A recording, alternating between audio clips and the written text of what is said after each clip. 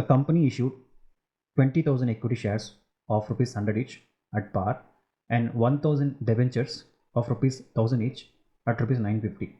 The whole of the issue has been underwritten by Paul and Company. In the case, the underwriter வந்து Paul and Company. The whole of the shares are applied, மொத்த shares apply பண்ணிட்டாங்க but applications for 800 debentures only were received. So டெபெஞ்சரில் மொத்தமாக debentures வந்து 1000 டெபெஞ்சர்ஸ் இருக்குது. அதில் 800 டெபெஞ்சர்ஸ் மட்டும் தான் அப்ளிகேஷன் வந்து வந்திருக்கான்.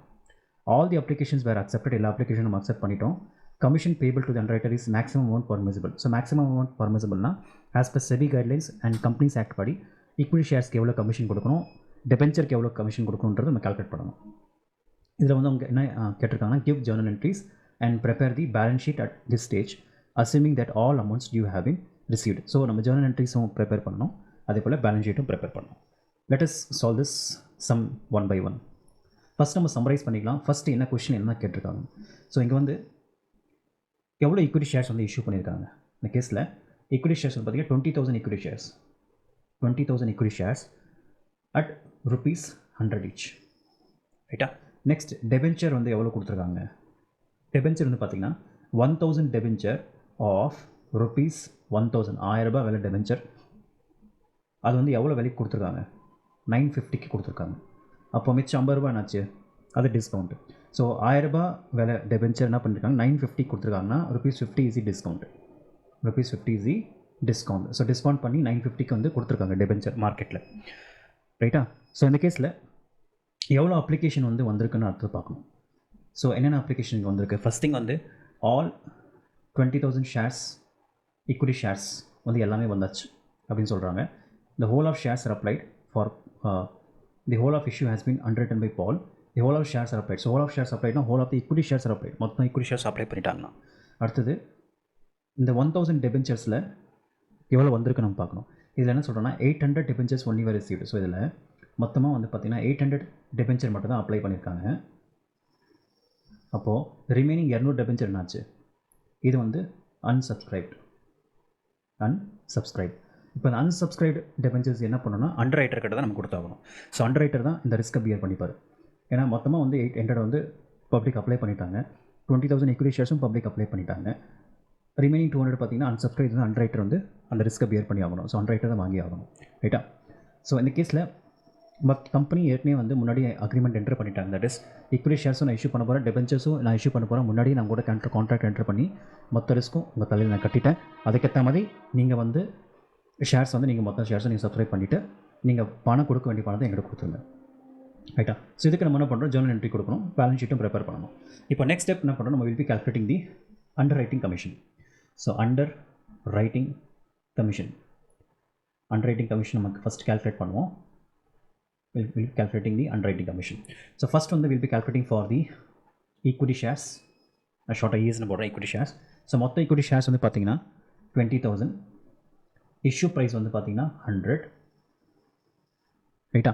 ஸோ அப்போ டோட்டல் வேல்யூ எவ்வளோ வரும், total value will be 20,000 shares into ₹100. So you will be getting 20 lakh. Right. 20 lakh is the value of your equity share. அப்போ எவ்வளோ கமிஷன் கொடுக்கணும், கம்பெனிஸ் ஆக்ட் படி ஈக்விட்டி ஷேர்னா 5% is the commission. So commission will be 5% of this 20 lakh. So 5% of 20 lakh will be how much? If I calculate, I am getting 1 lakh. So 1 lakh is the commission given to the underwriter in case of equity share. Next comes your debenture. Debentures-க்கு வந்து எவ்வளோ commission கொடுக்கணும் அதை அடுத்து நம்ம calculate பண்ணணும். So டெபென்ச்சரில் மொத்தமாக இருக்கிற டெபென்ச்சர்ஸ் பார்த்தீங்கன்னா 1000 டெபென்ச்சர்ஸ் இருக்குது. இதோட இஷ்யூ ப்ரைஸ் பார்த்தீங்கன்னா டிஸ்கவுண்ட்டில் கொடுக்குறாங்க, தட் இஸ் 950. ரைட்டா. அப்போது டோட்டல் வேல்யூ எவ்வளோ இருக்கும், total value will B 1,000 debentures into ஒரு டெபென்ச்சரோட விலை வந்து 950. அப்போது மொத்த வேல்யூ எவ்வளோ இருக்கும், ₹9,50,000. ரைட்டா. அப்போ இந்த 9,50,000 நம்ம வந்து கமிஷனே கொடுக்க போகிறோம். So the commission will be, debenture கேஸில் பார்த்தீங்கன்னா 2.5% is the commission as per the SEBI guidelines.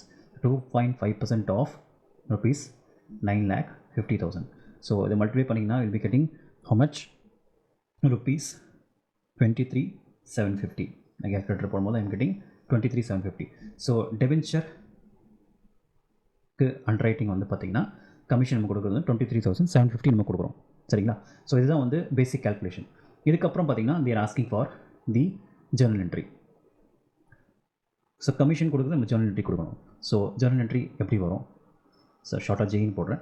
First வந்து பார்த்திங்கன்னா நம்ம வந்து ஈக்விட்டி ஷேர்ஸ் கொடுக்குறோம் இல்லையா? ஈக்விட்டி ஷேர்ஸ் ஜென்ரலாக வந்து இஷ்யூ ஆஃப் ஷேர்ஸில் பார்த்திங்கன்னா ஷேர் ஹோல்டருக்கு நம்ம வந்து ஈக்விட்டி ஷேர் கொடுக்க போகிறோம். இந்த கேஸில் ஒரு அண்டர் ரைட்டருக்கு நம்ம ஷேர் கொடுக்க போகிறோம். வேறு எதுவுமே கிடையாது. டிஃப்ரென்ஸ் என்னென்னா இஷ்யூ ஆஃப் ஷேர்ஸில் வந்து ஒரு ஷேர் ஹோல்டருக்கு நம்ம ஷேர் கொடுக்க போகிறோம், அவங்ககிட்ட பணம் வாங்க போகிறோம். இந்த கேஸில் ஒரு அண்டர் ரைட்டருக்கு நம்ம ஷேர் கொடுக்க போகிறோம், அவங்ககிட்ட நம்ம பணம் வாங்க போகிறோம். அதான் டிஃப்ரென்ஸ். ஸோ ஃபஸ்ட் திங் வந்து application and allotment of shares.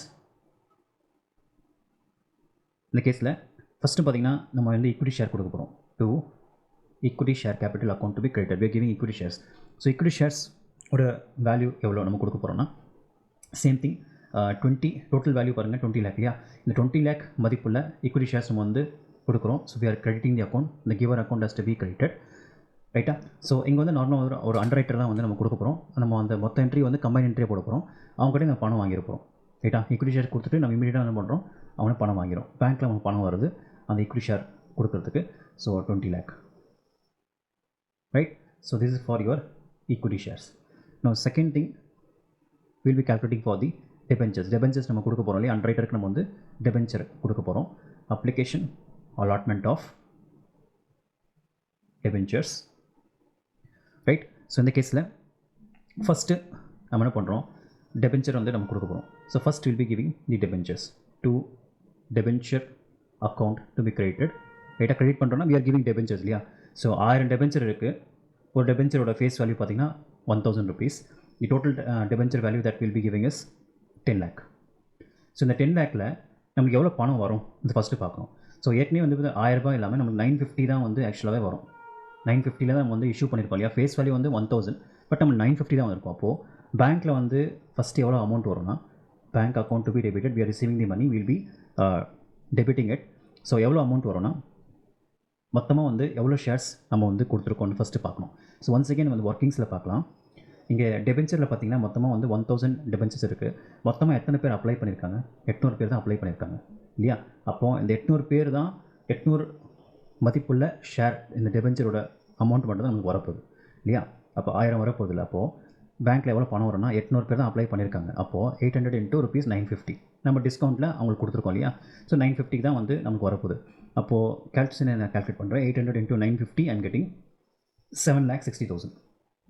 நான் கொடுத்த டெபென்ச்சர் 10 lakh, அது எனக்கு பணம் எவ்வளோ வந்திருக்குன்னா 7,60,000 மட்டும் தான் வந்திருக்கு. தென் அடுத்தது பார்த்திங்கன்னா ரிமைனிங் வந்து பார்த்திங்கன்னா 200 இருக்குது பார்த்திங்களா, அன்சப்ஸ்கிரைப்ட். இது என்ன பண்ணுவோம், அண்டர் ரைட்டர் வந்து அவன் வந்து அந்த ரிஸ்க்கை பியர் பண்ணிப்பான். ரைட்டா? So underwriter will be receiving the remaining thing. So 200 remaining debenture இருக்கு இல்லையா?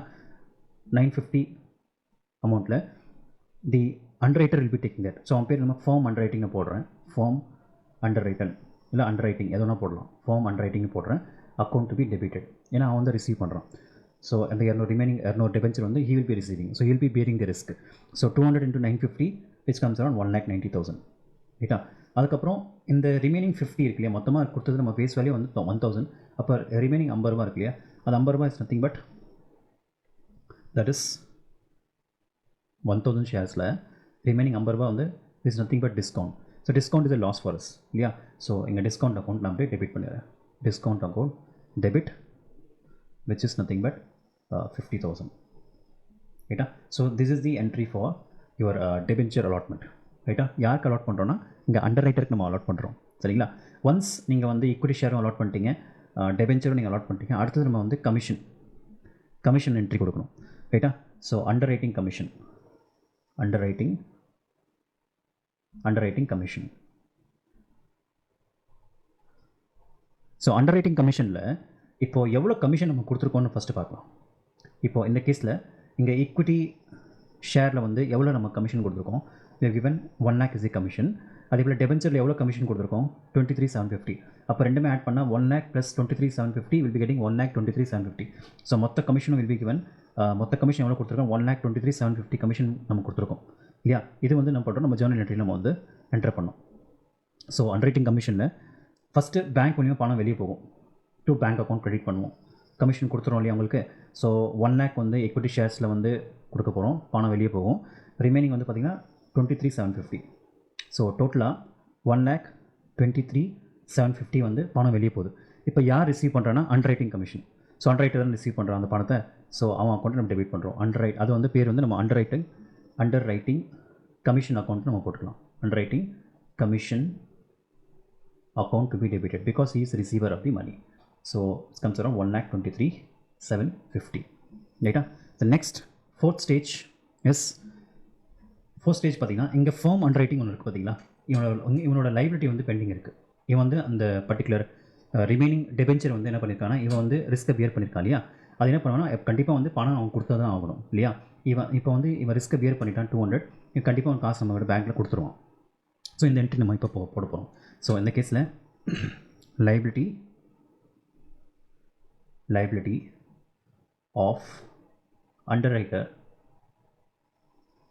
ஆஃப் டெபென்ச்சர், இந்த ரிமைனிங் டெபென்ச்சர் ஹோல்ட் பண்ணிருக்கான் இல்லையா? அவன் இப்போ நம்மளுக்கு காசு கொடுத்துருவான். ஸோ இந்த கேஸில் வந்து எங்கள் அக்கௌண்ட் வந்து பார்த்திங்கன்னா ஃபார்ம் அண்டர் ரைட்டிங் டெபிட்டாக இருக்குது. இந்த அக்கௌண்ட்டை நம்ம வந்து எலிமினேட் பண்ணணும்னா என்ன பண்ணுறோம்? கிரெடிட் பண்ணணும். ரைட்டா? So is the giver of the money to firm underwriting account credit பண்ணுறோம். இந்த அமௌண்ட் இஸ் 1,90,000. ரைட்டா? இந்த பணம் வந்து பேங்க்கில் வந்துடும். நம்ம பணம் ரிசீவ் பண்ணுறோம். Bank account debit, it's is something but 1,90,000. ரைட்டா? ஸோ இந்த அமௌண்ட் தான் நம்ம வந்து அப்படியே இந்த ரிவர்ஸ் என்ட்ரி பண்ணிக்கிறோம். So this is your typical journal entry that we have done. Next நம்ம ப்ரிப்பேர் பண்ணுறது வந்து பார்த்திங்கன்னா balance sheet. So balance sheet prepare பண்ணணும். நான் நார்மலான பேலன்ஸ் ஷீட் யூஸ் பண்ணுறேன்.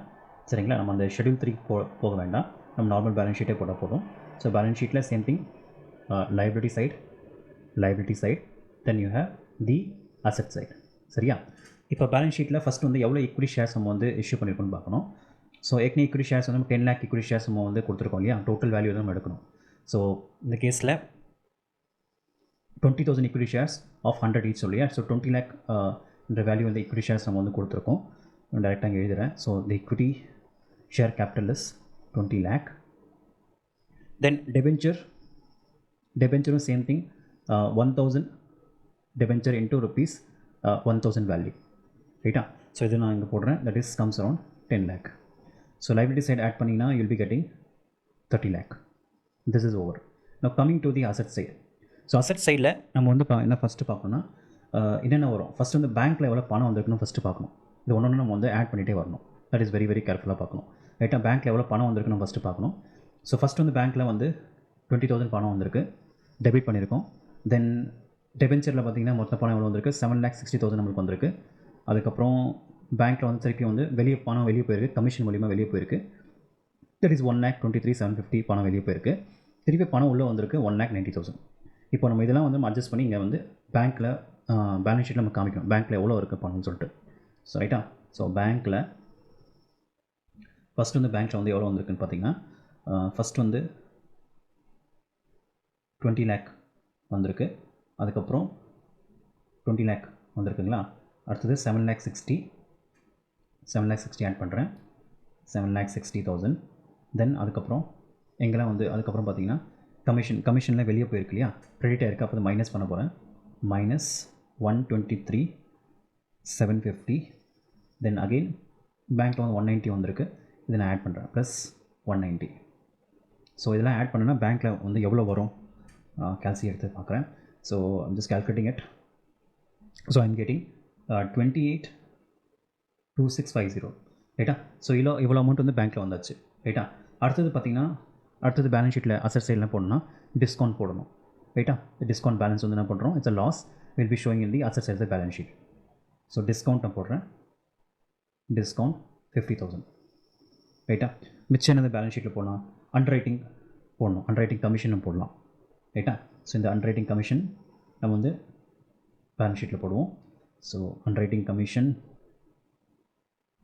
ஷார்ட்டாக வந்து நான் யூசிங் போடுறேன். Under writing commission that is 123,750.